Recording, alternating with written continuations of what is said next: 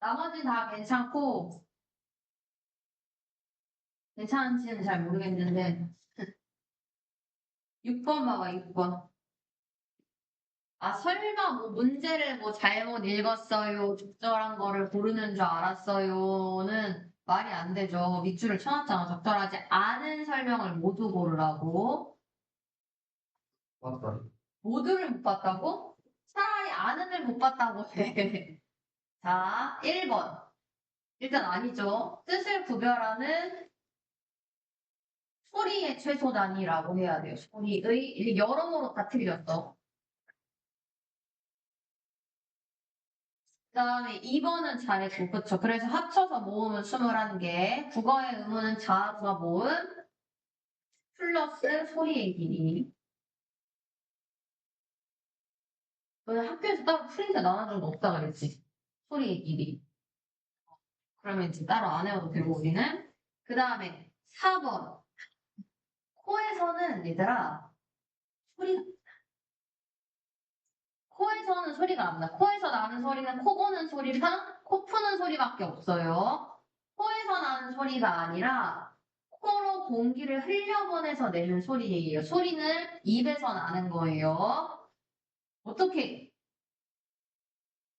국어의 음운 중 울림 소리는 비음, 유음, 모음. 모음은 전부 다 울림 소리라고 했어요. 그래서 1, 3, 4, 5번이 적절하지 않은 설명. 그 다음에 8번은 보자, 8번. 최소 대립상이 아닌 걸 고르라고 했는데, 최소 대립상은 말 그대로 최소한 하나만 달라야 돼요. 하나의 의문으로 의미 변별이 가능해야 최소 대립상이라고 부르는 거야. 근데 아닌 거, 설마 이것도 뭐 긴 거 골랐어? 아닌 거 고르라고 했으니까, 일단 생각은 이렇게 이렇게 다른 거지. 그래서 지금 얘는 최소 대립상이 맞는 거고, 그 다음에 이율도 마찬가지예요. 종성에 나와 있는, 받침에 나와 있는 자음이 다르기 때문에 뜻이 달라지는 거. 그 다음에 3번. 의문의 개수가 맞지 않죠. 의문의 개수가 동일해야 돼요. 두 단어의 의문 개수가 동일해야 되는데, 상당히 더 많으니까. 그 다음에 우억, 우적, 안 된다고 했지. 소성에 있는 이응은 음가가 없기 때문에 얘도 마찬가지로 의문의 개수가 같지 않은 거예요.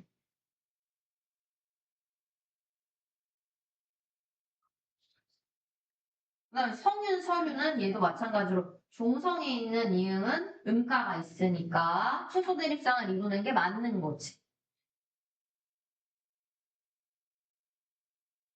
8번 같은 거는 진짜 틀리면 안 되고. 그 다음에 12번도 잠깐 봅시다. 12번.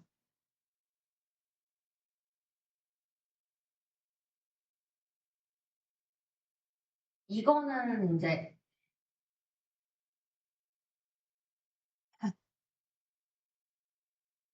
다음에 대한 설명이 자음표를 사실 그릴 줄 알면 전혀 문제가 안 되는 문제인데 자음표를 이제 아직은 찌가 안 돼 있어서 문제가 되는 거죠. 3번이 답이었는데 마찰음은 거센 소리가 나올 수가 없습니다. 거센 소리는 터트리면서 내는 소리. 터트려서 소리를 내는 건데 마찰음은 터트리는 소리가 아니기 때문에 거센 소리가 날 수 없는 거예요. 그래서 모든 자음 중에서 마찰음만 삼중 체계를 이루고 있지 않는 거예요. 파열음은 너무 많으니까 자, 파열음은 하나만 써볼게요. 기역, 쌍기역, 키읔이 가능해. 왜냐면 터지는 소리니까. 하차음도 마찬가지. 얘도 터트리면서 내는 소리잖아. 뭐가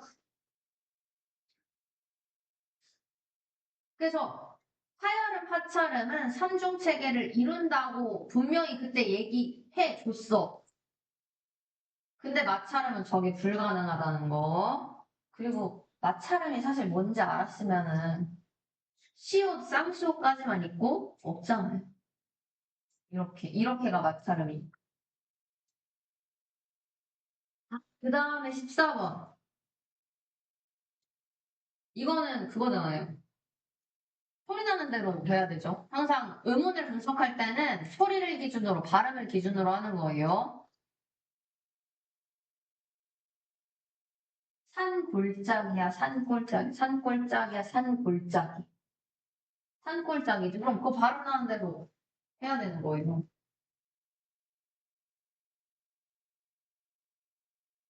이렇게 발음 나는 대로 써줘야 돼.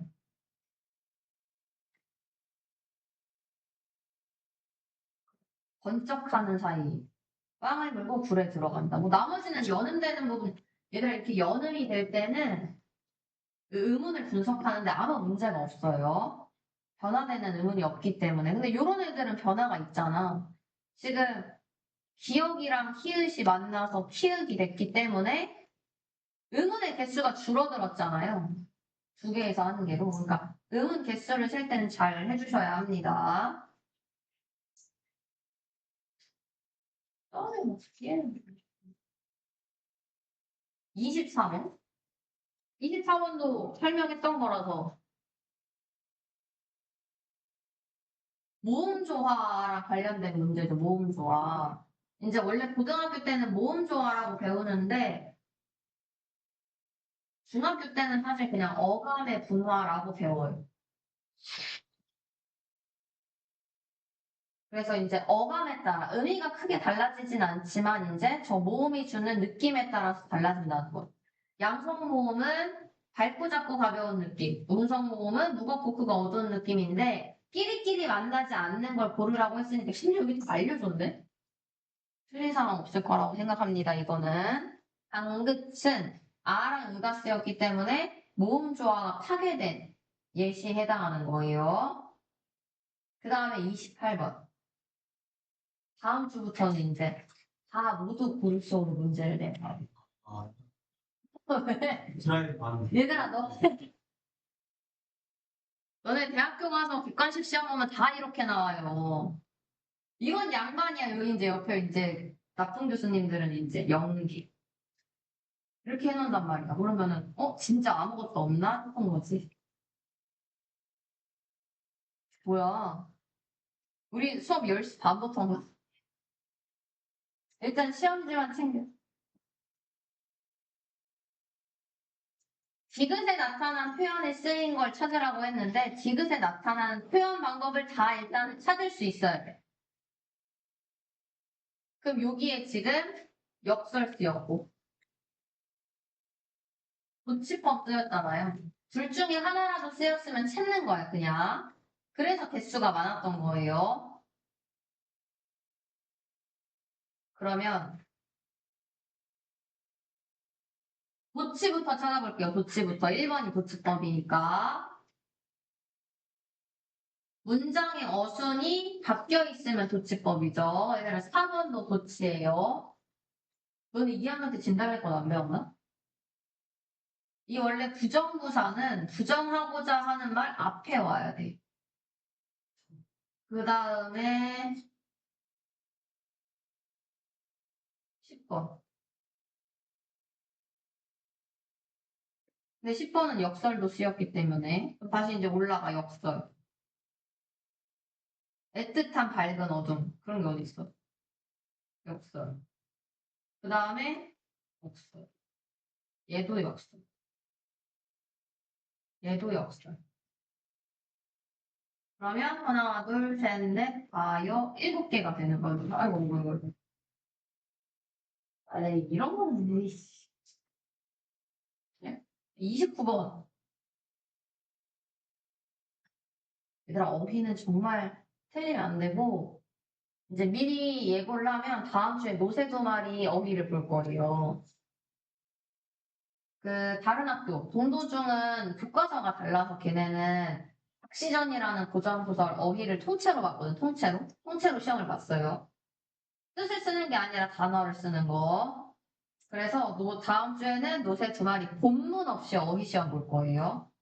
그럼 본문에서 못 찾겠지? 왜? 노세 두 마리는 어휘 문제가 꼭 나와요. 1970년대 작품이라서. 그래서 그래야 얘들아, 점을 맞을 수 있어. 너는 소름 돋는 거 알려줄까? 공도중이 35명이거든요. 그 중에 20명 이상이 100점이에요. 걔네가 100점 맞는 이유가 있겠지. 이렇게 맨날 손가락이 살짝 핀 것 같아요. 걔네들이. 한테 너무 많이 써가지고. 우리 100점을 맞으려면, 그래서 3학년 때는 100점으로 마무리를 해야 기분이 좋지 않겠나요? 어? 더워? 열받았나 봐, 점수. 나머지는 이제 이따가 해설지 나눠주면 그때 해설지 참고해서 봐주시면 됩니다.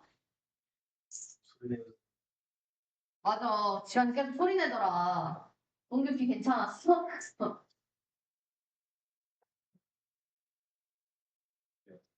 일단은 책을 먼저 넣어볼게요.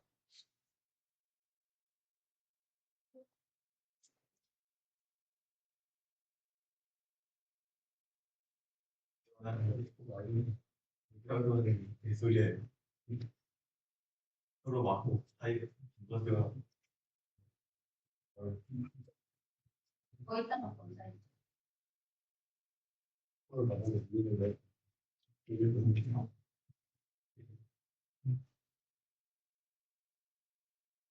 많은 거지. 그러니까 상황이 좀 있는 거지. 내가 잘못했다. 그렇지. 오늘 이건 미친.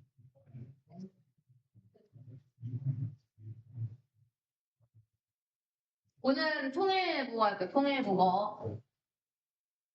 쉬는 시간. 쉬는 시간 줄 거야, 기다려.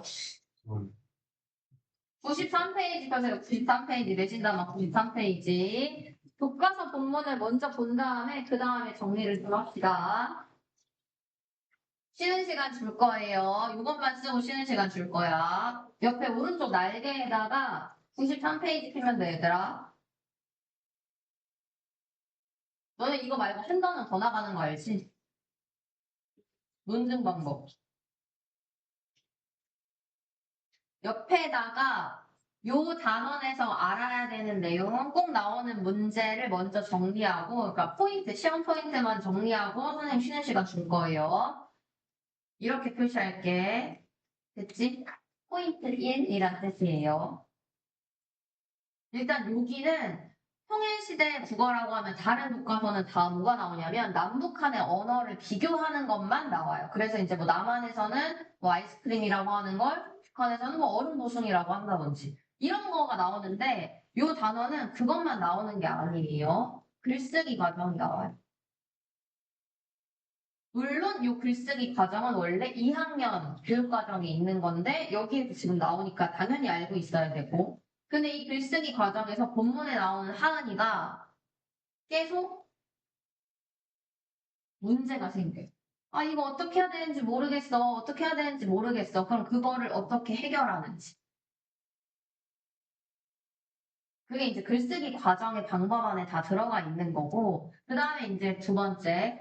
그래서 단계별로 알고 있어야 돼요. 뭐, 계획하기 단계에서 뭐 해야 되는지, 자료 수집하기 단계에서 뭐 해야 되는지. 그 다음에 두 번째는 그래프. 처음, 중간, 끝이라고 하는 구조뿐만이 아니라 이걸 비교하는 글인지 아니면 문제점을 해결하고자 하는 글인지 그 구조를 알아야 되고 그 다음에 세 번째는 자료 활용 방법. 우리가 고등학교 올라가면 화법과 작문이라는 파트에서 이걸 배우게 돼요. 그러니까 지금 미리 잘 해놔야 나중에 따로 공부 안 해도 되는 거. 그리고 당연히 통일시대의 국어이기 때문에 남북한의 언어를 비교할 수 있어야 돼요. 비교라는 건 차이점만 있는 게 아니라 공통점도 있다라는 거예요. 그래서 공차를 반드시 알아야 되고, 그 다음에 마지막으로 이 남북의 언어 차이를 극복하기 위해서는 어떻게 해야 되는지.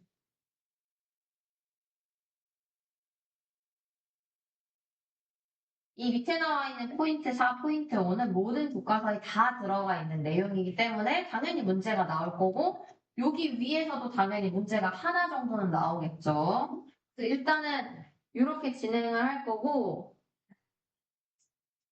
이 전원수 한 문제나 한 문제 나온다고? 근데 어떻게 해야지? 다 해야지. 근데 한 문제 나오는데 다 해야지 어떻게? 내용이 이렇게 많은데. 너 이거 안 하고 그냥 한 문제 틀릴 거야? 그거 나올 텐데 두 몫이 없어. 일단 해. 좀만 쉬었다가 교과서 본문 빠르게 하고.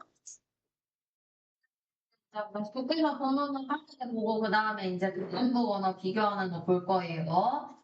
자, 일단 아까 얘기했던 것처럼 글쓰기 과정이 중요하다고 했으니까 첫 번째 과정이 계획하기 단계예요. 그럼 이 계획하기 단계에서는 당연히 주제 선정하는 거. 이게 가장 중요합니다. 우리가 이제 뭐 다른 말로는 글감을 선정하는 거라고도 하는데 이제 저거를 일단 중심화제를 뭘로 할지를 먼저 정해줘야 되고 그래서 이제 이 하은이라는 애가 부딪히고 있는 문제가 뭐가 있는지를 먼저 봐야 돼요. 통일교육 주간을 맞이하여 학교 신문에 글을 싣게 된 하은이는 어떤 주제로 글을 써야 할지 고민이다. 요게 이제 얘가 부딪힌 문제인 거야. 글감 선정에 있어서 어려움을 겪는 거죠. 그리고 그 다음에 우리가 뭘 고려해야 되냐면 큰 화제가 무엇인지 통일이랑 관련된 걸 골라야 되는구나. 이게 이제 글에 일단 화제가 돼야 돼요. 그 다음에 어디에 실릴 글인지도 고려를 해야 합니다. 학교 신문이라고 하는 글이 실리는 매체도 고려를 해서 주제를 선정한 다음에 이제 자료를 수집하는 단계까지 가면 되는 거예요. 이제 얘가 이제 이거 어떻게 해야 되지? 고민을 하다가 이렇게 글감을 선정합니다. 통일시대랑 관련된 글감의 목록을 먼저 떠올려보고 밑줄만 치고 넘어갈 거예요. 여기는 북한 관련 프로그램과 통일 관련 기사를 찾아보았지. 그러다가 남북의 언어가 달라서 어려움을 겪었다는 내용의 기사를 보게 되었어. 이게 아마 글감이 될 거예요.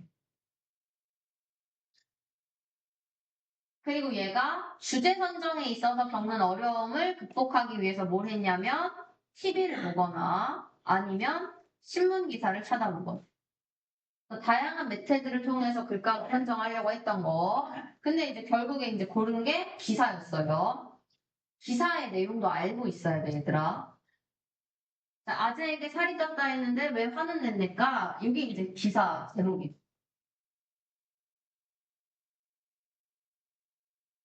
독자의 호기심을 끌기 위해서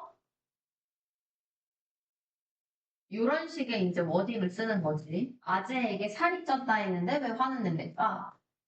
그러고 나서 글의 내용이 뭔지도 알고 있어야 돼. 신문의 내용이 무엇인지.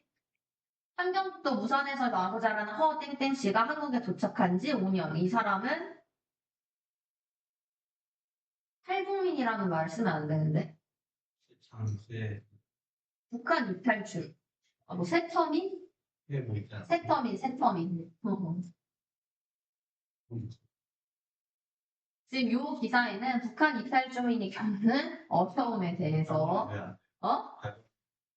탈북민 뭔가 북한에서 도주했다는 느낌을 조주함이 맞지 않아?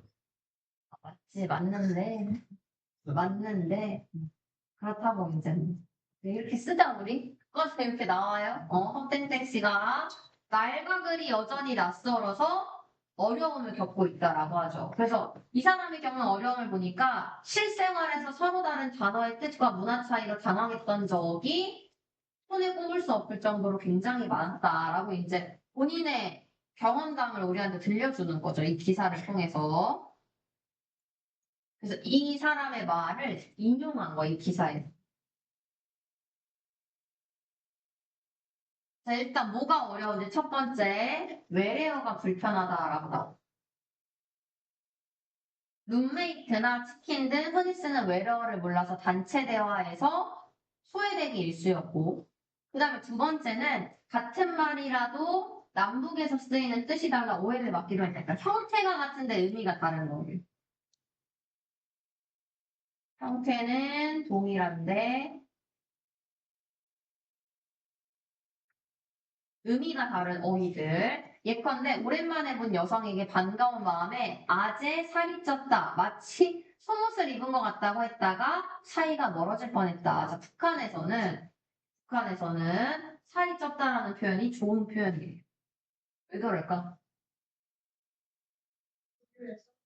맞아. 가난하니까 살이 쪘다라는 의미는 너 요즘 되게 좋아 보인다라는 의미로 쓰이는 거지. 너 얼굴 되게 좋다 이렇게 되는 거예요.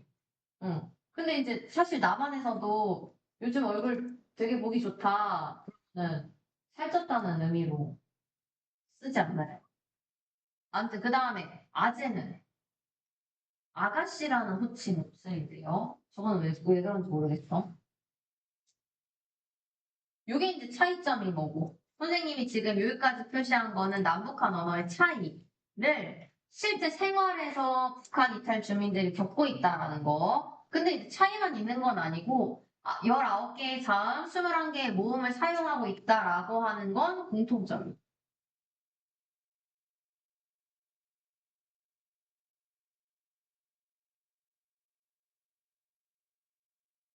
이제 언어의 체계는 같지만 뒤에 이제 왜 우리가 남북한의 언어가 달라질 수밖에 없었는지에 대한 설명이 나와요. 일단 사회 체제가 다르고 우리는 자본주의 사회지만 거긴 사회주의 사회니까 그 다음에 생활 방식도 전혀 다르다는 거. 당연히 이제 모두가 북한을 안 가봤지만 북한은 아직도 뭘 하냐면 그 가스레인지나 인덕션을 쓰지 않고 아궁이에 불 때. 아궁이에 불을 때는 집이 훨씬 많아요. 그런 생활 방식들. 그래서 서로에게 낯선 말이 되어가고 있는 게 너무 많다는 거죠. 그 다음에 이제 뭐 요런 새로운 단어들도 양쪽에서 끊임없이 생성이 되고 있고 남한 같은 경우에는 외래어 유입, 한글 파괴 현상까지 더해지면서 언어 장벽이 물리적인 장벽보다 그러니까 38선보다 더 높아지고 있다라는 걸 이렇게 설명하고 있는 거죠. 그래서 이제 한이가 결심했어. 남북의 언어 차이로 생길 수 있는 어려움, 문제점을 어떻게 극복하면 좋을지 문제 해결 방안 구조로 글을 써야겠다라고 이제 마음을 먹은 거지.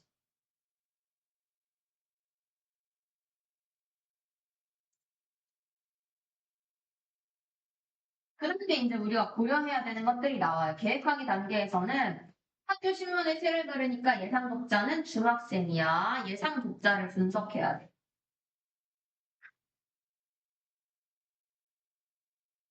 너네 이거 다 2학년 때 했던 거야. 글쓰기 단계 이거 했던 거. 그래서 얘네가 이 주제에 관해 얼마나 알고 있을지 모르겠어. 이들의 지식 수준도 확인을 해줘야 합니다. 남북한의 언어가 얼마나 다른지 알고 있나? 그 다음에 예상 독자가 무엇을 원하는지, 무엇에 관심이 있는지 관심사도 고려해야 되고 이런 걸 알기 위해서는 이제 이것저것 물어봐야 된다. 여기 나오죠. 글쓰기 메모에 나오죠. 이게 중요한 거야. 이것만 잘 기억하면 됩니다. 그래서 주제는 정했어. 신문 기사를 통해서. 신문 기사를 활용해서 주제를 선정했고, 그 다음에 독자를 고려해서, 예상 독자를 고려해서 이 글의 목적까지 설정, 근데 매체는 학교에서 이미 정해준 거니까, 이렇게 해주면 됩니다. 요거 있잖아요. 학습활동 내용. 요거는 뒤에 가서 정리를 할게요. 그럼 이제 계획하기 단계가 끝. 두 번째가 이제 자료를 수집하고 선정하는 단계인데, 여기서는 이 자료를 그래서 어떻게 활용할지만 잘 알고 있으면 됩니다.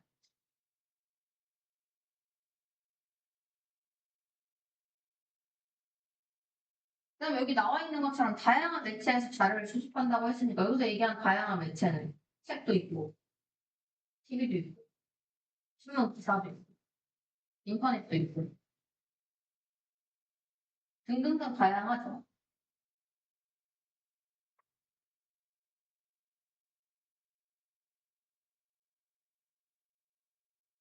그래서 이제 알고 있는 내용과 알고 싶은 내용을 활용해서 자료를 수집해야겠다라는 내용이 나와 있는 거예요.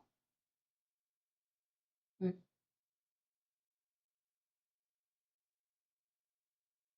됐어, 이제 여기 넘어가면. 여기 있잖아, 여기. 하은이가 고민하는 내용 있잖아요. 도대체 어떤 자료를 찾아야 하는 거야? 이게 이제 글쓰기 과정에서 겪는 문제점 이거예요.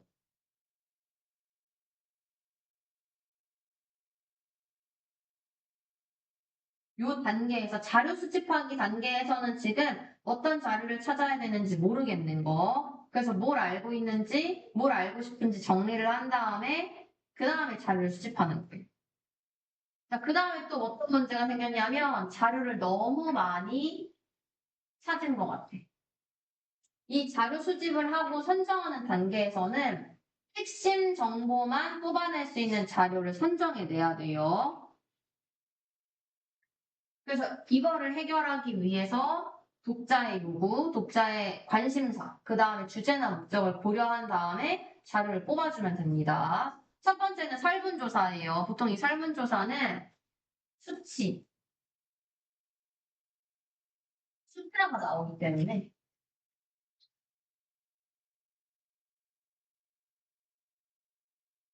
글의 객관성과 신뢰성을 높이는 데 도움이 됩니다.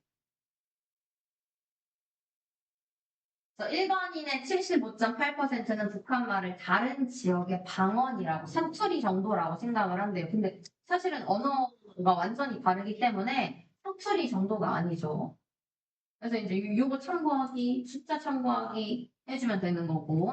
그 다음에 자료 2의 책에 보면은 유물론적 언어관을 바탕으로 하여 성립된 북한의 언어 정책은 조선어 철제법을 중심으로 한 독자적인 어문규범을 제정하고 문화어 사업을 전개했다.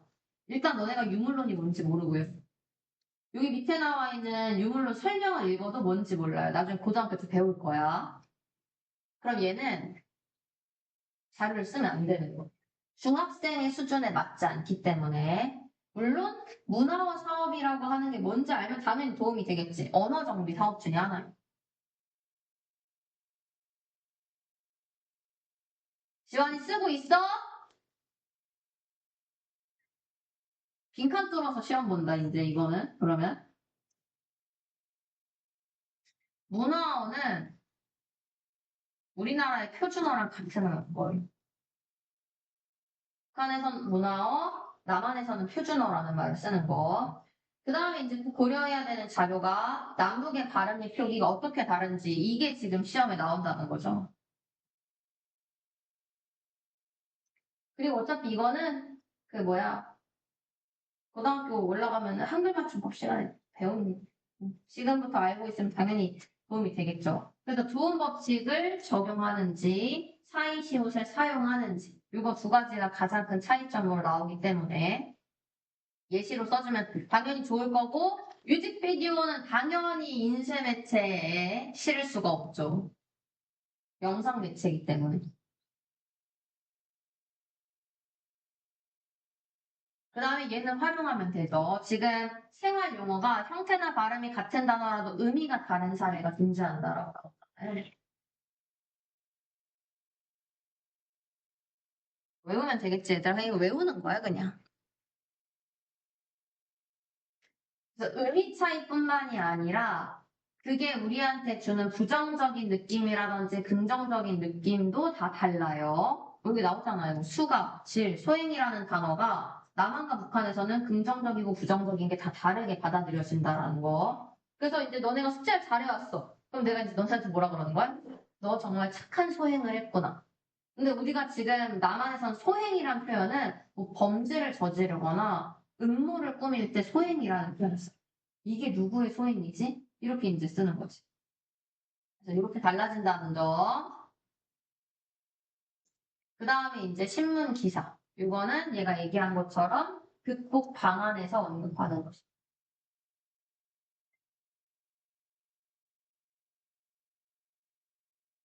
그래서 보통 이제 남북한이 만날 수 있는 기회가 많지 않은데 이제 그것 중에 하나가 올림픽 같은 국제 스포츠 대회죠. 그래서 거기서 이제 이렇게 받아치기, 천어티, 판때기라고 언어를 같이 쓰려고 노력 중이다라는 내용이 들어가 있는.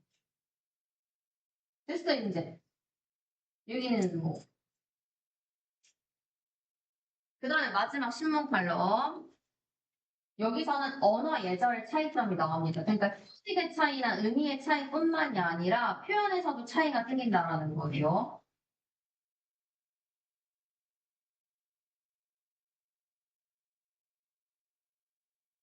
그 단어의 의미 차이야 우리가 그냥 암기하고 외우면 되는 건데 화법 같은 거에서 차이가 발생한다. 그래서 남한 사람들은 우회적인 표현, 돌려 말하기. 우리가 보통 이거를 완곡한 표현이라고 얘기하는데 이 돌려 말하기의 방법을 쓴다면 북한 사람들은 이렇게 말하면 못 알아듣는다는 거죠. 그래서 북한 사람들은 직설적으로 책 좀 빌려주시오. 창문 좀 열라와 같이 명령적으로 이야기를 한다. 그래서 서로가 이야기할 때 불편함을 느낄 수 있다. 이 자료들을 활용할 수 있는 거. 그래서 어떻게 자료를 활용할지가 다 정리해 놓은 거고, 이거 밑에 있는 학습 활동도 뒤에 가서 정리를 할 거예요. 그 다음에 이제 내용 조직하기. 내용 조직하기 여기 나와 있는 것처럼 글의 개요를 짜는, 큰 틀을 짜는 거라고 생각하면 되고, 보통 개요를 짤 때는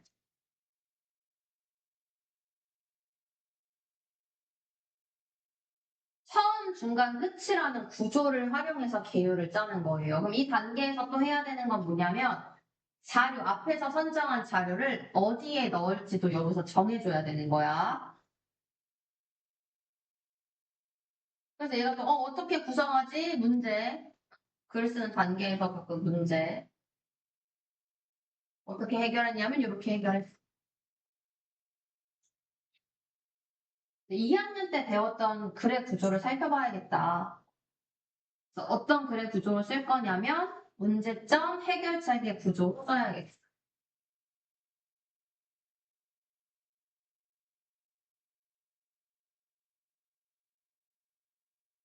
이게 이제 문제이고.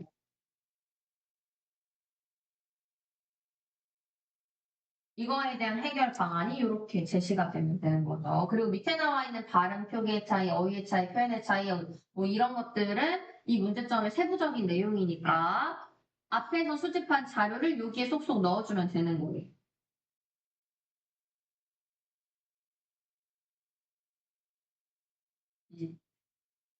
그 다음에 이제 문단을 어떻게 배열해야 되지? 이렇게 배열하면 됩니다. 개요표예요. 여기 개요표.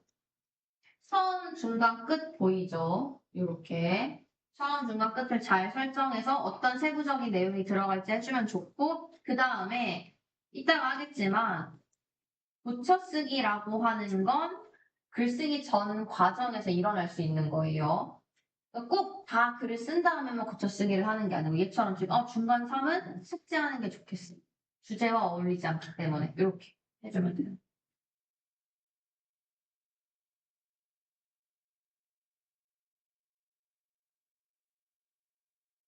구, 10. 자, 이제 이거 글을 쓴 거야. 그래서 개요에 맞게 글을 잘 썼는지를 확인해 주시면 됩니다. 음,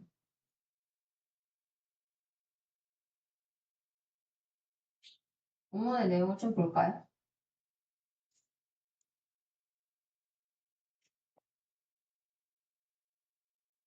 지금 여기 나와 있는 글은 초고예요, 초고. 처음 쓴 글이라는 뜻이야. 글쓰기라고도 하고 표현하기라고도 합니다. 마지막 단계 전이지. 붙여쓰기가 마지막으로 나오니까.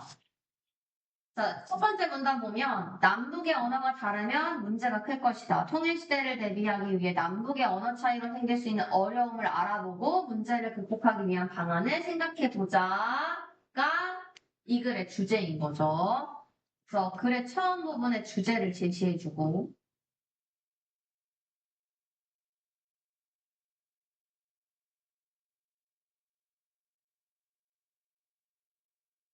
그 다음에 이제 중간 부분부터 구체적인 남북 언어 차이의 문제점을 얘기해 주면 돼요. 여기서 지금 자료 활용하고 있죠. 설문조사 결과에 따르면 우리 국민의 4분의 3이 북한말을 다른 지역의 방언이라고 생각을 한다. 그래서 구체적인 수치를 통해서 이 글의 신뢰성과 객관성을 높이는 거. 그치만 북한말은 다른 지역의 방언보다 사투리보다 훨씬 더 어렵게 느껴진다. 왜 그러나 봤더니 서로 다른 사회체제와 생활 방식을 거치면서 언어가 서로 다른 모습으로 변해왔기 때문이다. 그럼 서로 다른 사회체제와 생활 방식이 이 문제 현상의 원인이 돼요. 그럼 원인 분석까지 한 거야. 자, 먼저 발음 및 표기를 보면 첫 번째 차이점, 두 번째 차이점, 형태는 같지만 의미가 다른 어휘들. 첫 번째 발음 및 표기는 남한은 좋은 법칙을 사용하지만 북한은 사용하지 않는 거. 그 다음에 어휘도 보면 일상용어의 차이가 있죠. 화장실을 위생실이라고 하고 가르치다를 배워주다라고 하고. 그 다음에 형태는 같지만 의미가 다른 애들. 그 다음에 표현상의 차이점도 있죠. 그럼 네 가지 차이점이 있는 거. 하나, 둘, 셋.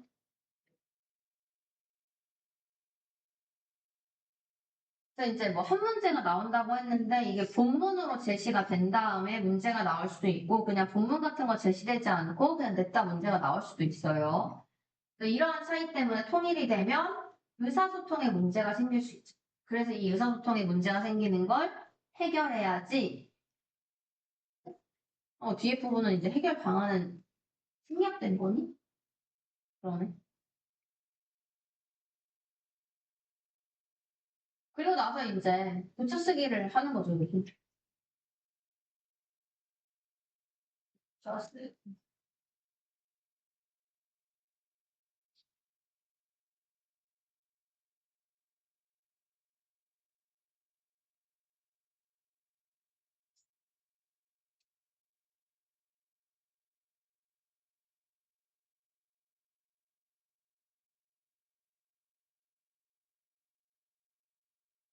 그래서 지금 여기 작은 글자로 나와 있는 부분이 어떻게 하면 붙여쓰기를 할 수 있을까를 써놓은 거예요. 그래서 이거 참고하시면 됩니다.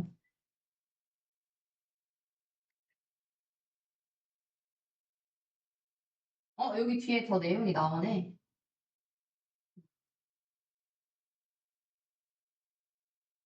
그 다음에 얘가 지금 북한 입학 청소년의 경험담을 들어보면 이라고 하면서 뮤직비디오의 내용을 여기 활용하고 있는 거예요.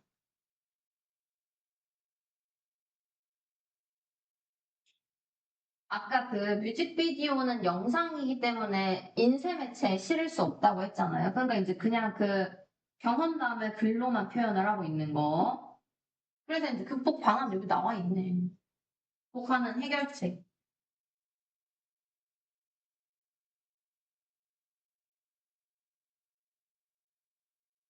을 나눠서, 주체를 나눠서 설명하고 있는 거예요. 학생 차원에서는 학교 생활 안내서를 만들면 좋을 거고, 국가 차원에서는 별의말 편사전과 같이 남북의 언어를 통합하는 정책을 펼쳐나가야 된다. 그래서 주체에 따라서 해결책이 달라질 수 있다는 걸 보여주는 거죠. 실제로 별의말 편사전이 있어요. 또한 언어뿐만 아니라 서로의 문화에도 관심을 가지고 자주 교류해야 한다. 그래서 이제 마지막 이제 끝.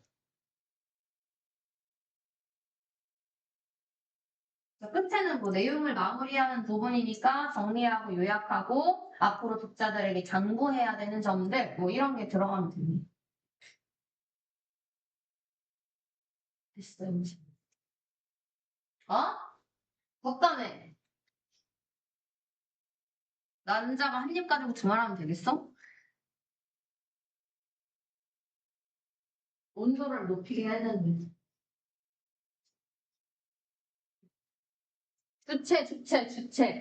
주체에 따라. 자, 이제 정리할 거야. 졸려? 졸리면 뒤에 가서 들어. 보자, 이제.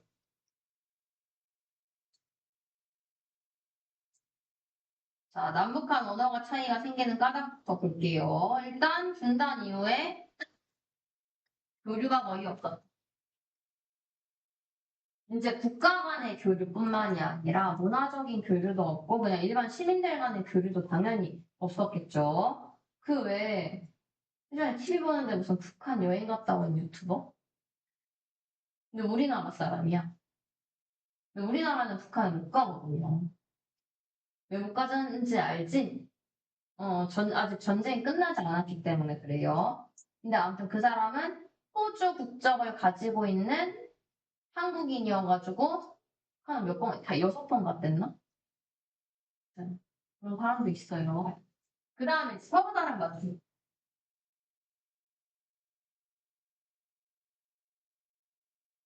지금 우리가 쓰고 있는 한글 맞춤법이라고 하는 건 1933년에 제정이 된 거예요. 남한은 그렇고, 그 다음에 이제 북한은 1987년에 저 맞춤법이 제정이 돼요. 그래서 이제 서로 다른 맞춤법을 쓰고 있고, 그 다음에 남한은 표준어라는 표현을 씁니다. 근데 작년에 정확한 발음과 표기를 했던 게 기억이 날지 모르겠지만, 표준어의 의미를 너네가 아마 배웠을 거예요. 그래서 현대 교양 있는 사람들이 쓰는 서울말이 이제 표준어의 정의고, 북한은 평양 사람들이 쓰는 게 표준어의 정의. 이걸 문화어라고 합니다. 문화어. 그리고 무엇보다 서로 다른 제도, 그 다음에 추구하는 이념이 다르기 때문에 이게 이제 언어에 영향을 미치는. 이제 우리 아까 표현이랑 형식에서 봤던 것처럼 통일국어를 하려면 이 기본적인 한글 맞춤법에 대한 이해가 있어야 합니다. 여기 되게 간단하게 나와 있네. 사이시옷부터 봅시다. 사이시옷은 말 그대로 어근과 어근 사이에 이렇게 시옷이 들어가는 거예요. 근데 저렇게 냅다 시옷이 들어가면 이상하기 때문에 받침의 시옷을 써주는 거야. 근데 이제 조건이 까다로워요. 순 우리말 조건을 잘 표시해줘야 돼. 또는 순 우리말과 한자어로 된 합성어 가운데 앞말이 모음으로 끝날 때 뒷말의 첫 소리가 된 소리로 나거나 조건이야 이것도. 혹은 니은 소리가 덧나거나 니은 소리가 덧나는 경우에 사용하는 걸 사이시옷이라고 합니다. 근데 사실 이제 저렇게만 보면 무슨 말인지 이해가 안 가죠.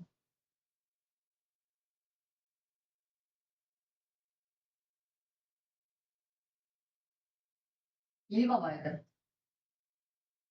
표말이야, 편말이야. 표말? 편말이지. 자, 이거의 발음은 어떻게 나냐면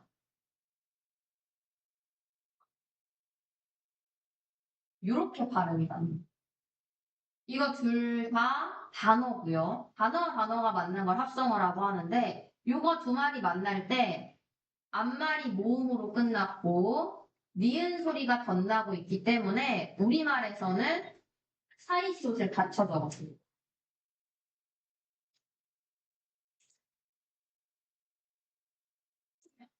그리고 표와 말, 표는 한자어, 말은 순 우리말이기 때문에 저게 쓰는 게 가능한 거예요. 한자어랑 한자어가 만나는 경우에는 잘 안 돼요. 저거를 하면은. 그 다음에 이제 하나만 더 해볼까? 이거 읽어봐. 고간이야, 곡간이야. 곡간이지, 곡간. 자, 얘도 마찬가지로 조건을 충족합니다. 고랑 간은 순우리말이에요. 자, 앞말이 모음으로 끝났고 뒷말이 된 소리가 났잖아. 그러면 사이시옷을 받쳐 적어줘. 지원이 썼니? 지금은 그냥 너네가 뭘 할 줄만 알면 되냐면 사이시옷이 쓰이네 남한은 그 다음에 북한은 사이시옷이 안 쓰이네 이거를만 알면 되지만 딱 진짜 고등학교 1학년 올라가자마자 이거 외워야 돼. 이 조건을 다 외우는 거야. 자 그런데 여기 지금 나와 있는 건 한자어 고유어 고유어 한자어 한자어 고유어 조합이지만 아주 예외적으로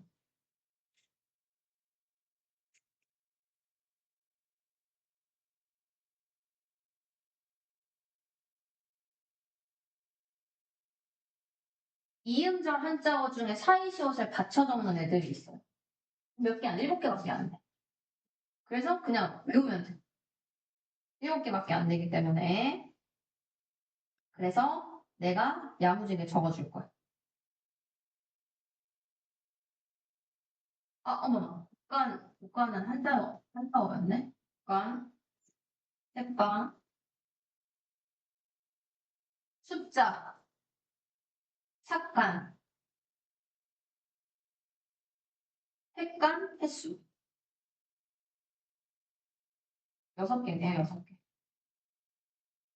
국간, 택방, 숫자, 착간, 택간, 횟수 이거 외워야 돼요. 그 다음에 설마 개수야, 개수야. 개수야. 대가야, 대가야. 대가를 치러야 돼. 너는 대가를 치러야 돼. 대가야, 대가. 내가 정말 극혐하는 맞춤법. 그래서 이렇게 써주시면 됩니다. 어렵지 않지? 네 번째, 퇴간 횟수. 아, 삭간, 퇴간 횟수. 삭간, 퇴간 횟수. 곡간, 삭간, 퇴간, 색방, 숫자 횟수 이렇게 외우는 거야. 했어요. 이제 여기 나와있죠. 예시에도 나와 있잖아. 나뭇잎 같은 경우에도 실제로 발음을 해보면 니은 소리가 덧나요. 니은 소리가 덧난다는 건 이렇게 발음이 된다는 거야. 니은. 그 다음에 아랫방도 마찬가지예요. 얘도 발음해보면 아랫방 이렇게 된 소리가 나잖아. 앞말이 모음으로 끝나. 그래서 이제 사이시옷을 받쳐 적어주는 거. 우리 이거 물어볼까? 발음해봐. 문고리야, 문고리야? 문고리지.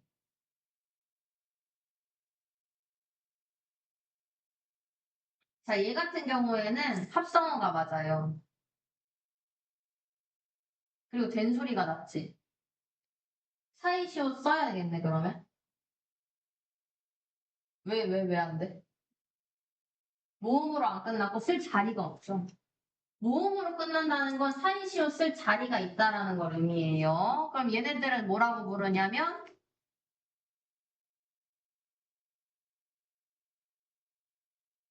그냥 사이소리 현상이라고 불러. 사이시옷이 아니야.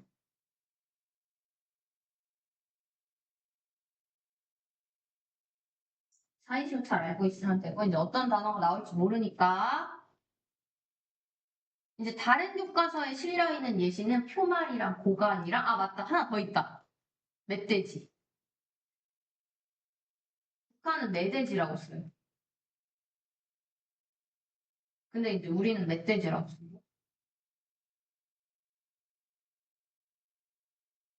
북한은 표말 고관이라는 표현을 쓰고 편말 복간이라는 표현을 쓰지 않습니다. 그 다음에 이제 두음 법칙. 이제 두음 법칙이 우리한테 가장 익숙한 남북한 언어의 차이점이에요. 두음 법칙은 머리 두자를 씁니다. 두음은 단어의 첫 소리를 이야기한다라고 나오죠.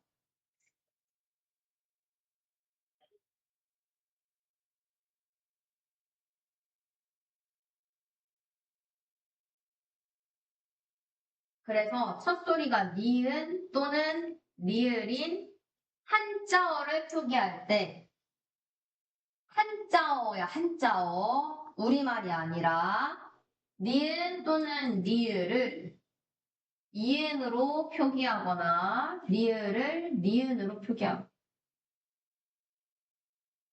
보통 이제 니은 또는 리을을 이응으로 표기하는 걸 탈락이라고 불러요.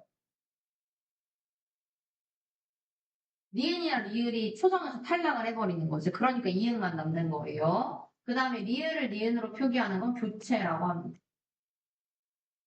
그래서 부음 법칙은 탈락과 교체가 같이 일어나는 현상이라고 생각을 해주시면 됩니다. 그럼 여기 지금 나와 있는 건 한근맞춤법 조항이에요. 제10항. 한자음 연유윤이가 단어의 첫머리에 올 때는 야, 요, 유, 이라고 적는 거야.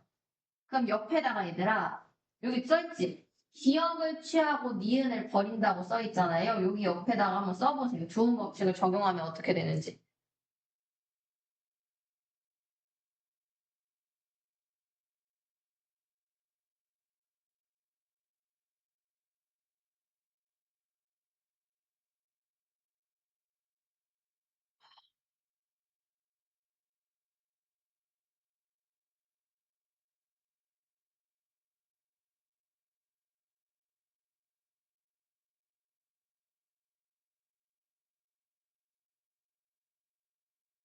너무 쉽잖아, 그죠? 여자가 아니라 여자. 그 다음에 연세. 아, 무슨 뜻인지 알지? 요소. 그 다음에 유대. 유대 관계할 때 유대예요. 그 다음에 이토. 이토가 뭐야? 이토 히로부미 아니고. 그거는 일본 말이잖아. 이토. 진흙이란 뜻이야, 진흙. 진흙이란 뜻이야. 그 다음에 이거는 익명이죠, 익명. 이름을 가리는 거. 근데 이제 조건에도 나와 있는 것처럼 단어의 첫머리에 올 때에만 적용을 하는 거예요. 그래서 사실 이 닉자를 단어의 첫머리가 아닐 때 쓸 때는 그냥 은닉 이렇게 쓰는 거죠. 두 번째 음절에 올 때는 조음 법칙이 적용되지 않는 거니까. 그 다음에 11화. 야려, 레료, 류리가 올 때는 탈락시킵니다. 탈락. 야, 여, 예, 요, 유, 이로 적는 거야. 그래서 지금 10항과 11항은 탈락과 관련된 조합이.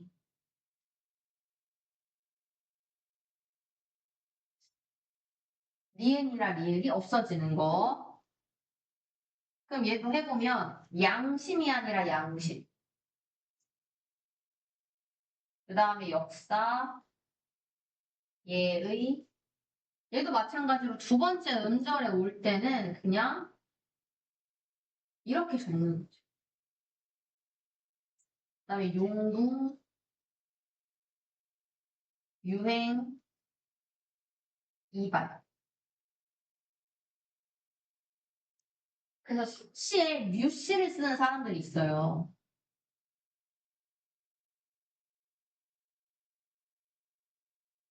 근데 원래 류라고 쓰면 안 돼요. 성씨에 올 때는 사실 단어의 첫머리에 오는 거기 때문에. 근데 고유어라서 인정해줘. 고유명사라. 그 다음에 이제 교체.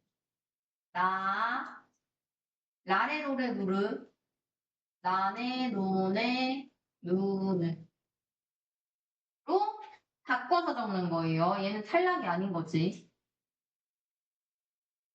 그러면 이제 적용을 해보면 낙원, 내일, 노인, 뇌성. 뇌성은 뭐야, 뇌성? 뇌성. 낙뢰가 뭐야, 낙뢰? 천둥번개, 천둥번개, 그지? 그러면 뇌성은 뭐야, 뇌성? 천둥번개 소리를 얘기하는 거예요. 그 다음에 누가, 그 다음에 능률. 얘네들도 이제 이렇게 되는 거지. 첫머리에 오지 않을 땐 그냥 쓰는 거예요. 얘도 마찬가지로 낭뢰라고 할 때 이렇게 쓰잖아.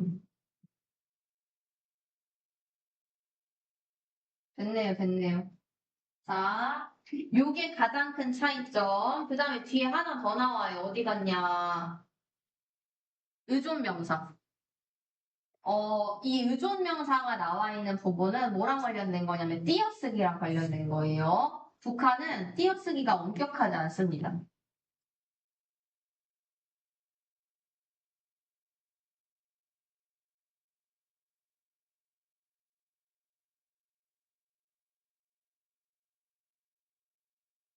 그래서 우리는 이제 원칙적으로 단어는 다 띄어 쓴다. 단, 주사는 붙여 쓴다라고 하는 원칙이 있지만 북한은 그런 게 없어요. 그냥 큰 의미별로만 띄어쓰기를 합니다. 그래서 의존명사도 원래는 홀로 쓰이지 못하고 반드시 반영어의 수식을 받아야 되는 걸 의존명사라고 해요. 여기 지금 다 나와 있죠? 이렇게 앞에 있는 관형어가 뒤에 있는 명사를 꾸며주는 형태인 거야. 밑줄 쳐져 있는 부분이 전부 다 의존명사입니다. 근데 의존명사는 원칙적으로 단어이기 때문에 앞말과 반드시 띄었어요. 근데 북한은 붙였습니다.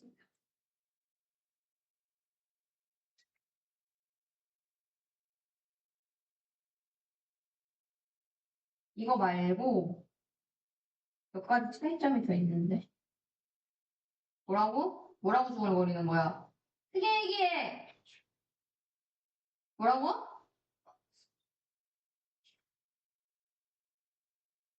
응, 그래.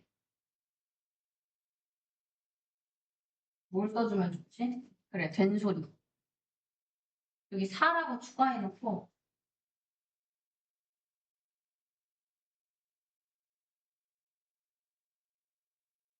우리말은 된소리를 쓰지만, 얘는 된소리를 잘 안 써요.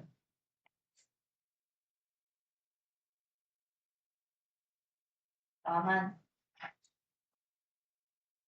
구경꾼이라고 그러잖아. 북한은 구경군이라고 해.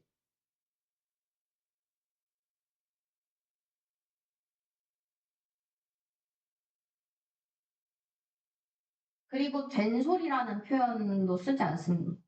아, 된소리라는 표현을 쓰는구나. 그 자음 모음의 명칭이 달라요.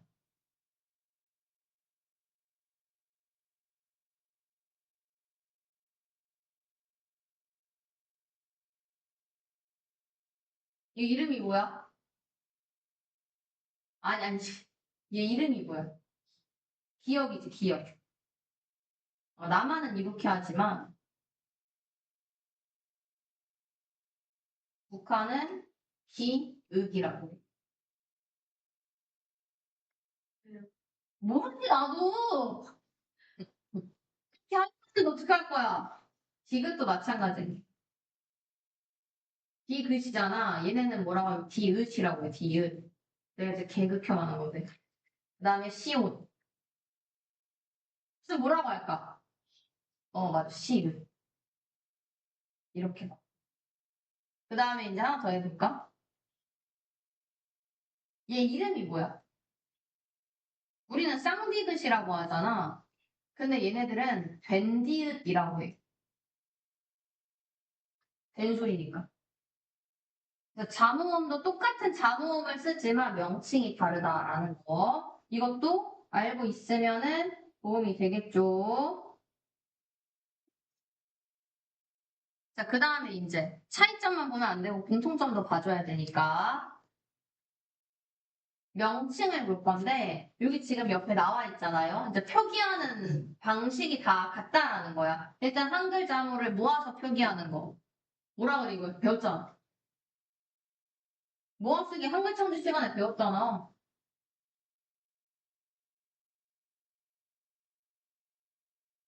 그 다음에 이제 왼쪽에서 오른쪽으로 쓰는 거.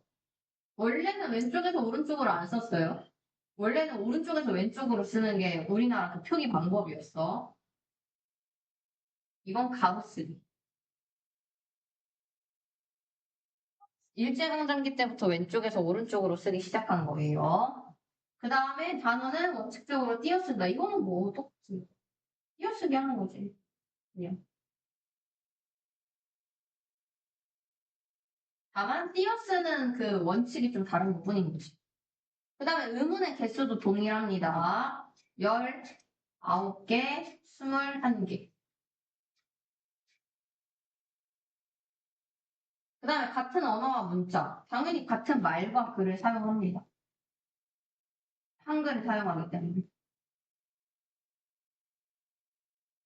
그 다음에 배경. 같은 역사를 지니고 있는 거죠. 같은 역사와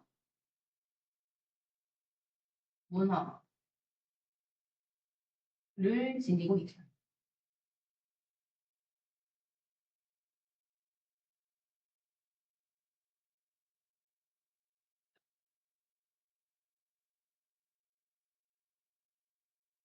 차이점까지만 할까? 차이점, 여기, 이 페이지까지만 하고 쉬는 시간 합시다. 맞춤법의 차이. 아까 얘기했던 거 다시 쓰면 되는 거죠. 부음 법칙. 남한은 적용하지만, 북한은 적용하지 않는다. 사이시옷. 남한은 사용하지만, 북한은 사용하지 않아. 유존명사 띄어쓰지만 띄어쓰지 않습니다.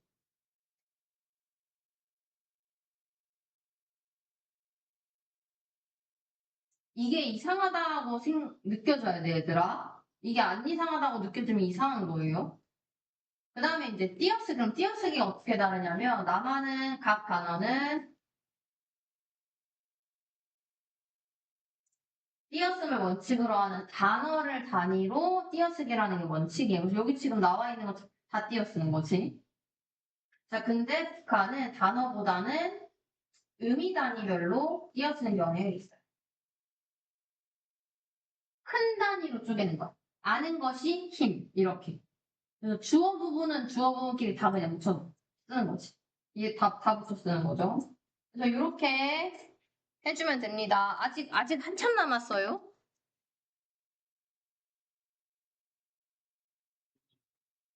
뭐라고?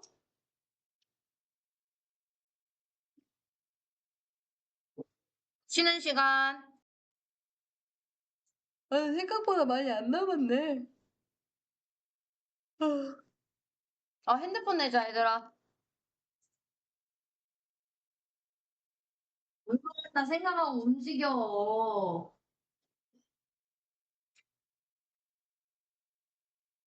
졸리면 이제 뒤에 가서 들어. 안 그러면은 뭐야?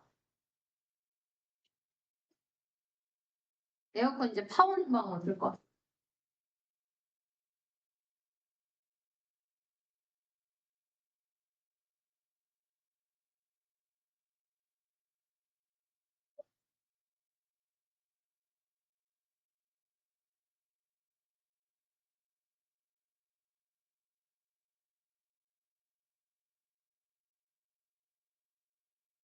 이제 어휘 차이 봅시다. 어휘 차이.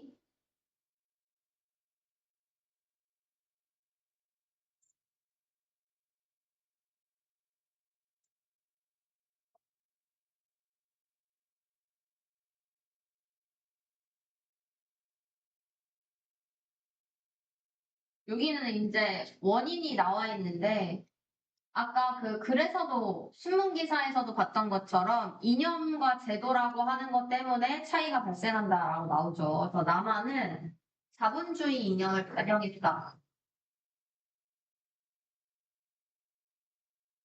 근데 이제 자본주의뿐만이 아니라 뭐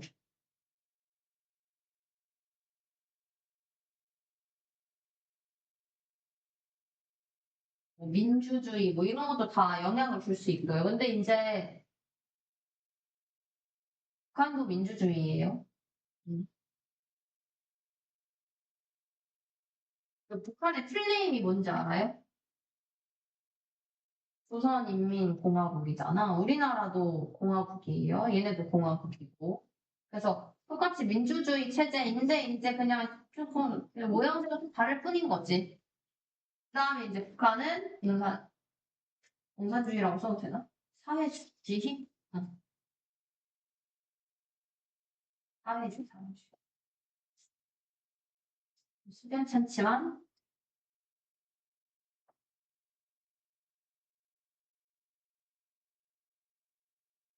그래서 이런 것들을 반영하고 있다. 근데 이제 실제 어휘에서도 보면은 이제 북한은 총선이나 수능이라는 표현이 없잖아요. 일단 선거를 하지 않고요. 아, 물론 하기는 합니다. 하기는 하는데 투표도 해. 다 해. 얘네도 다 해. 하는데 이제 우리 같지 않을 뿐인 거예요. 그 다음에 이제 수능. 얘네는 이제 수능이라는 시험을 치지 않습니다. 그래서 이제 무슨 다른 또 시험이 있을 거야. 요런 이제 어휘들, 그러니까 새로 생겨나는 어휘들이 있는 거죠. 뭐, 풀리머 운동, 이런 걸 하는 거지. 그 다음에 이제 어휘 사정에 의한 차이라고 나와 있는데, 이제, 수도가 다르잖아요. 남한은 서울이 수도인 거고. 그래서 서울말을 중심으로 한 표준어라는 체계를 사용하는 거고, 표준어 규정이 그래서 따로 있는 거고, 북한은 평양이 수도이기 때문에 평양말을 중심으로 한 문화어를 사용하는 거예요.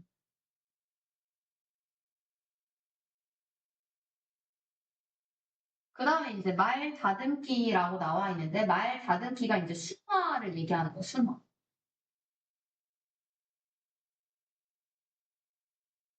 이제 외래어를 너무 많이 쓰니까 외래어 남발을 방지하기 위해서 남한도 그렇고 북한도 그렇고 순화어를 씁니다. 그래서 우리나라도 1976년부터 국립국어원이라고 하는 국가기관이 있어요. 국립국어원에서 매년 순화어를 발표합니다. 매년. 우리가 모를 뿐이야. 그래서 저 1976년부터 말다듬기를 시작해서 이제 순화어의 사용을 권장하는 수준이지. 에이, 좋아요. 나는 좋아. 서은은 뭐?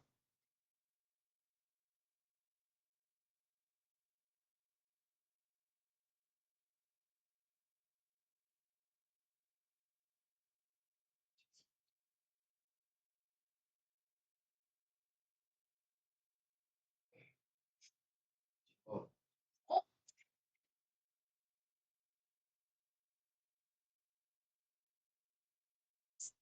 그러니까 이제 권장하는 수준이라는 건 무슨 말이냐면 강요하지 않는다는 거예요. SNS를 뭐라 그래?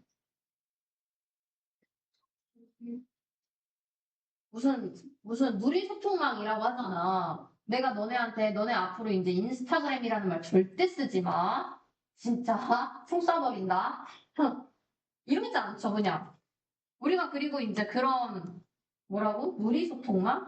이라는 표현이 사실 입에 잘 붙지도 않고 이제 다만 순화어 중에 제일 성공한 순화어가 뭐냐면 댓글이에요, 댓글. 댓글이 순화어입니다. 원래는 리플이라는 말을 썼어. 너네 나쁜 댓글 다는 걸 뭐라 그래? 악플이라고 하잖아요. 원래 이제 댓글 다는 걸 리플이라는 표현을 썼는데 이제 이게 별로다. 그래서 이제 순화어 공모를 해가지고 선정된 게 댓글이에요. 지금은 댓글이라는 걸 더 많이 쓰잖아요. 그 다음에 이제 북한. 북한 같은 경우에는 우리보다 더 일찍 1964년부터 말다듬기를 시작했고 국가에서 통일적으로 지도하여 원말은 쓰지 않도록 합니다. 그래서 강요하는 거지, 얘네들은.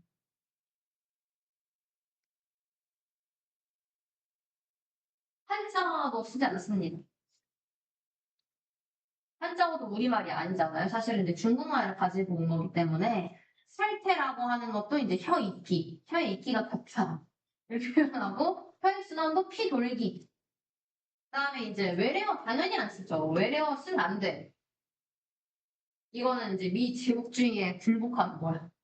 그래서 네티즌이라든지 뭐 데이터베이스, 뭐 자료 기술, 너 팝업, 튀어나오기 이런 식으로 아이스크림도 그래서 아이스크림이라고 안 부르고 얼음 보순이라고 부르는 거예요. 또뭐골 때리는 거 되게 많은데. 이렇게. 그다음에 이제 또 다른 말들을 볼 거야. 자, 남한에서는 낙지가 그냥 낙지지. 낙지가 뭔지 알지, 얘들아? 낙지볶음 할 때 그 낙지를 얘기하는 거예요. 북한에서는 낙지가 오징어예요.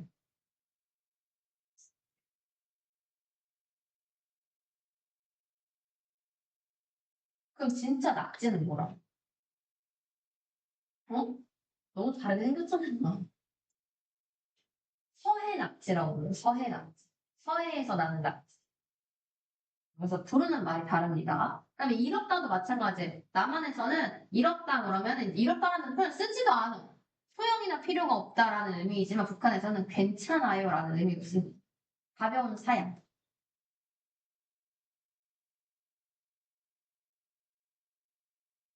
내가 진 좀 들어줄까? 일 없습니다 하면은 이제 괜찮습니다 라는 뜻이. 아니, 내지. 뭐라고? 아니, 뭐 큰일 날 소리 하지 마. 응? 너 진짜 내가 누군지 알고 그래. 아니, 내 지도였으니까. 선생님이 이다정이 아닐 수도 있잖아. 야, 자, 큰일 날 뻔해. 녹화하고 있는데. 자, 내 지도 질문을 내가 안 했어. 그걸 당연히 우리나라의 주적은 당연히 북한이지. 종전을 안 했으니까. 어? 내가 좀 더 어린 애들한테는 선생님 분필이라고 속이거든. 아, 그때 한번 정규 시간에 내가 분필이라고 했는데 진짜 믿는 애들이 있어. 남자애들이. 포병 출신이라고. 포병이 뭔지 모르지, 그치? 대포 쏘는 거, 대포 쏘는 거. 자, 그 다음에 다른 어휘. 동일한 대상인데 부르는 이름이 다른 거예요. 왜냐면 북한은 외래어랑 한자어를 쓰면 안 되기 때문에 그래요. 그래서 볼펜은 뭐라고 부르냐면 원주필. 그래서 원 모양의 붓이다라는 뜻이. 근데 사실 이것도 한자지. 근데 이거를 대체할 순우리말을 못 찾은 거야, 걔네가. 그 다음에 냉장고는 다 중국법 적용 안 한다 그랬잖아, 그지? 냉이 아니라 냉동기.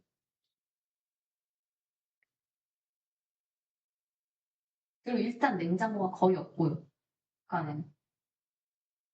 그 다음에 이제 형태나 발음이 같으나 의미가 다른 경우 수갑. 우리는 이제 죄인의 손에 끼우는 거를 수갑이라고 하는데 북한에서는 이제 장갑.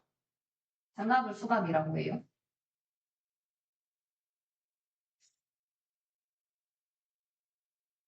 그 다음에 소행도 아까 얘기했던 것처럼 남한에서는 부정적인 의미로 쓰이지만 북한에서는 행동을 하다 그냥 긍정적인 의미로 쓰입니다.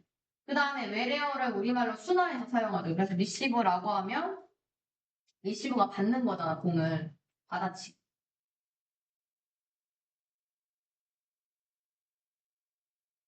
그 다음에 서브는 좀 세게 쳐넣기.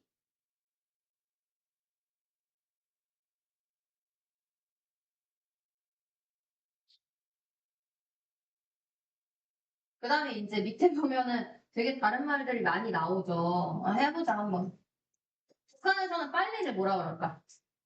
빨리빨리 움직여를 뭐라고 할까? 날래. 날래. 우리 날쌔다라는 표현 쓰잖아요. 그 다음에 화장실은 위생실. 문지기는 뭘까? 문지기. 맞아, 골키퍼. 어제 축구 봤니, 얘들아? 난리도 아니던데. 그 다음에 배워주다. 가르치다. 그 다음에 손지척이 뭘까? 노크, 오. 볶음머리는 파마. 그러면 이제 다 외래어잖아요. 여기 지금 쓰이는 애들이 골키퍼, 노크, 파마. 그 다음에 헤드셋은 어디에 쓰는 거야? 아기. 머리에 쓰는 거지. 통신, 머리.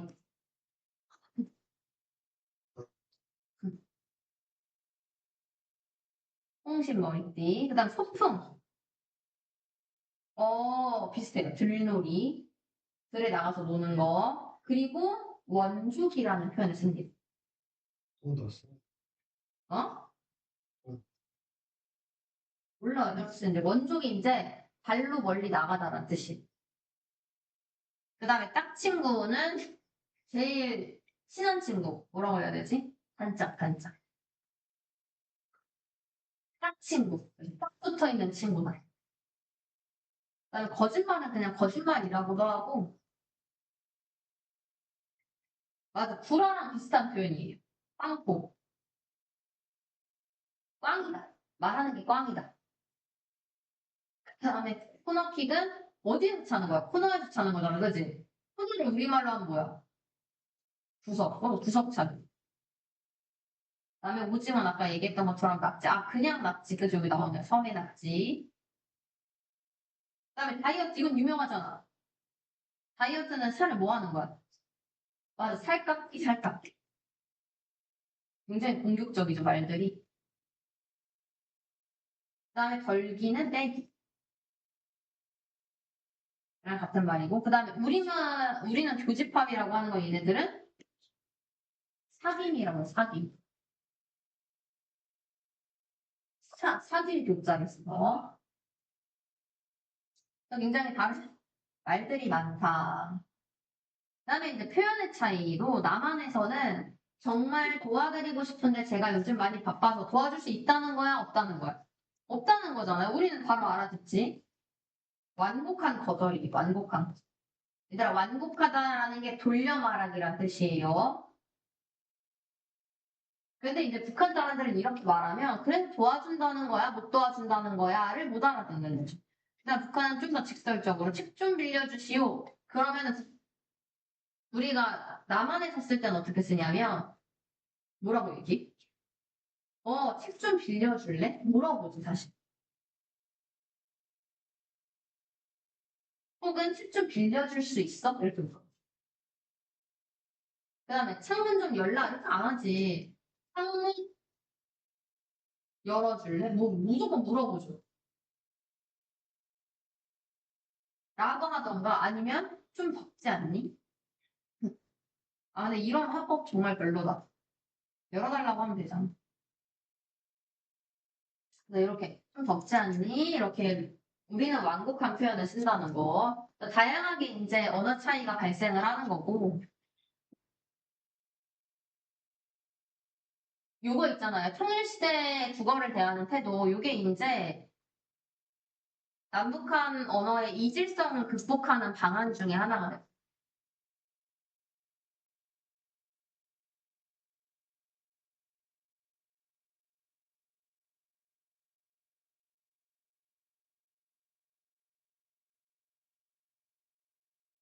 기본적으로 남북한의 언어가 다르다라는 인식이 아니라 같다라는 인식을 해야 되고, 물론 다른 말이 너무너무 많지만, 그리고 두음 법칙 사이시옷 띄어쓰기 등 남북의 서로 다른 맞춤법을 통일하면 좋겠지. 통일이 된다면. 그 다음에 이제 형태와 의미에서 차이가 나는 단어들, 뭐 낙지를 뭐 오징어라고 할 건지, 뭐 서해낙지라고 할 건지, 뭐 그런 것들은 당연히 통일이 되면 좋겠죠. 그리고 이제 이렇게 정한 맞춤법이랑 어휘를 당연히 교육을 시켜야 되고, 반포를 시켜야 되고, 관심을 가져야 된다라는 내용이 나오는 겁니다. 그래서 이제 우리 아까 글에서 봤던 것처럼 개인 차원에서는 이런 노력들을 해야 되는 거고, 그 다음에 이제 국가적 차원에서는 이 밑에 나와 있는 세 가지. 왜냐면 맞춤법을 통일하고, 그 다음에 뭐 형태와 의미를 통일하는 건 우리가 하고 싶다고 해서 하는 게 아니니까, 이런 것들이, 이런 노력이 필요하다라는 거예요. 이제 마지막으로 아까 봤던 그 글쓰기 과정 있잖아요. 이거 정리할 거예요. 이거 정리하고, 어? 깜지가 쉽지 않거지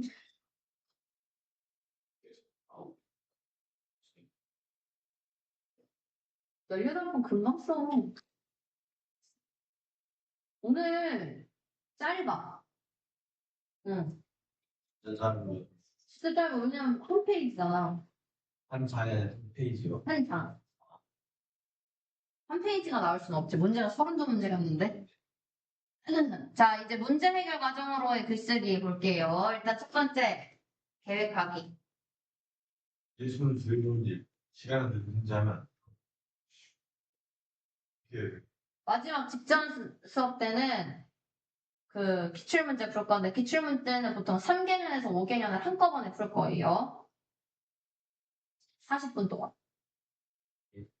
40분 동안 보통 한 4개만 90문제 풀려요. 아 근데 이게 가능해, 얘들아. 왜냐면 너네 시험 볼 때 45분 시험 보지? 네. 학교에서. 시간 남아, 안 남아? 국어 시험 볼 때? 시간 남지? 그럼 시간이 남는 이유가 뭐겠어? 이게 본 걸 또 보기 때문에 시간이 남는 거예요. 그래서, 아무튼 그렇다는 거. 대신에 직전 수업 때는 깜지를 쓰지 않습니다. 문제가 너무 많기 때문에. 너네가 깜지 쓰면 나도 집에 못 가. 자, 일단 우리가 계획하기 단계에서 정해야 되는 것들이 있어요. 일단 어떤 대상을 글로 쓸지, 그 다음에 이 글쓰기의 목적이 무엇인지, 예상 독자가 누구인지, 그 다음에 주제를 뭘로 할 건지. 이게 가장 중요한 거지. 주제를 설정하는 거. 주제 아니고 매체. 매체. 그 다음에 이제 주제를 설정할 때는 자기 경험을 써도 되고, 글감의 목록을 떠올려도 되고, 다양한 매체들 있잖아요. TV. 원래 이렇게 쓰면 안 되는데. 신문. 그 다음에 뭐 책. 책에서 본 내용을 바탕으로 이제 글감 만들고, 그 다음에 목적은 주제를 바탕으로 해서 이제 뭐 정보를 전달하는 글인지, 주장하는 글인지, 목적을 정하면 된다는 거예요. 글을 쓰려는 목적.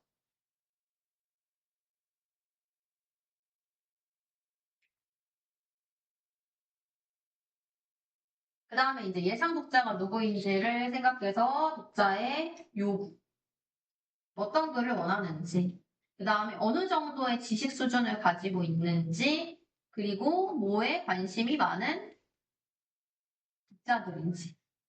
요구, 지식 수준, 관심도 어쨌든 독자를 분석하면 된다는 거예요. 그다음 매체도 마찬가지로 파악을 해야 되고 여기서 매체를 파악한다라고 하는 건 이게 인쇄 매체인 건지 아니면 영상 매체인 건지 매체의 종류를 잘 파악해야 된다라는 거예요.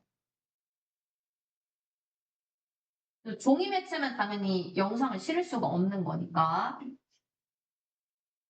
그 다음에 이제 계획을 했으면 자료를 수집해야죠. 자료를 수집하고 자료를 선정하는 단계. 다양한 매체에서 얘도 마찬가지로 다양한 매체에서 주제와 관련된 자료를 수집하면 되고 보통 책보다는 인터넷을 더 많이 활용을 하니까 얘도 고려할 때 글의 주제, 목적, 예상 독자의 수준을 살펴봐야 된다고 했어요. 왜냐면 아까 책 볼 때 너무 어려운 책은 예상 독자가 이해하지 못할 수도 있기 때문에 그런 것들을 고려해야 된다.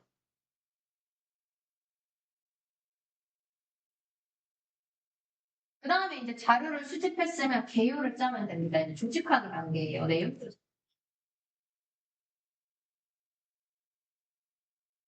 글의 구조도를 짜는 단계라고 생각을 해주면 됩니다. 주제와 목적이 잘 드러날 수 있도록 글의 개요를 작성하는 단계. 그래서 이제 구조를 잘 짜주고 문단 순서를 조정하는 단계.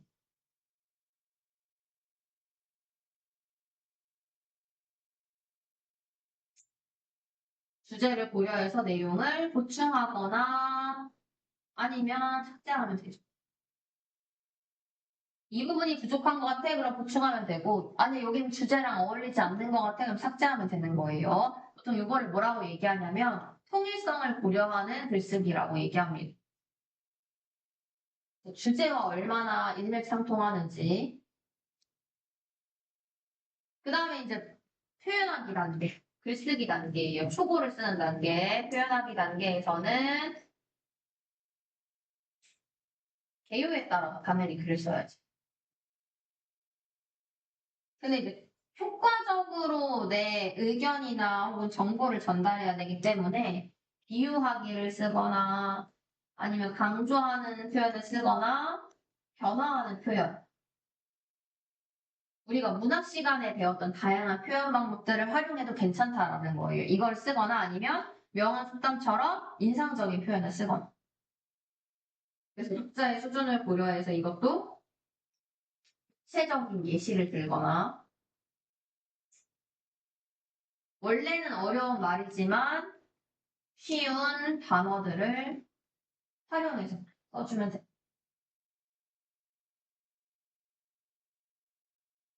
그 다음에 마지막 고쳐쓰기. 고쳐쓰기는 사실 마지막으로 나와 있지만 글쓰기 전 과정에서 나타날 수 있는 거예요.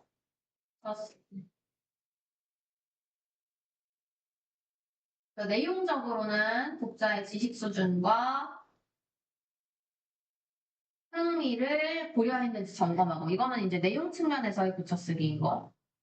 두 번째도 마찬가지예요. 글의 내용이 주제와 목적에 적절한지, 내가 애초에 계획했던 내용이 맞는지. 그 다음에 형식적으로는 맞춤법. 당연히 틀리면 안 되고.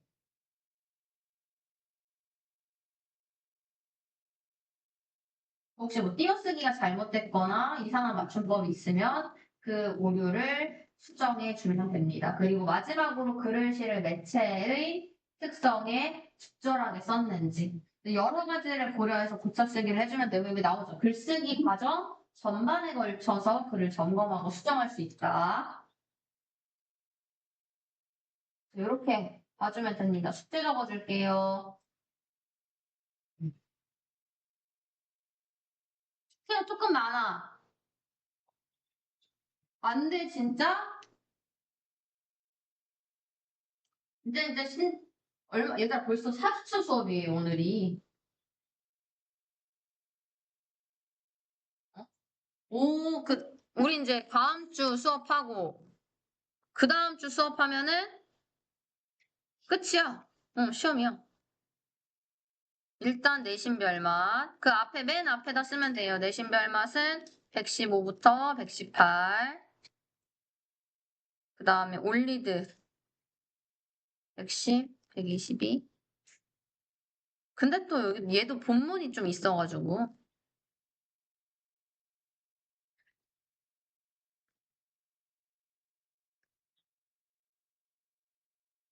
안신문법이 좀 많아.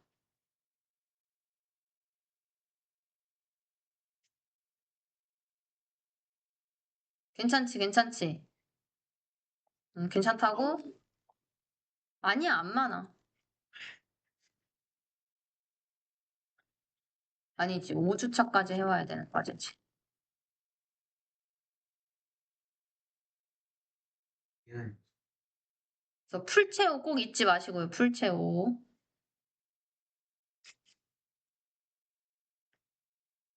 이제 깜지 타임을 가져볼까요?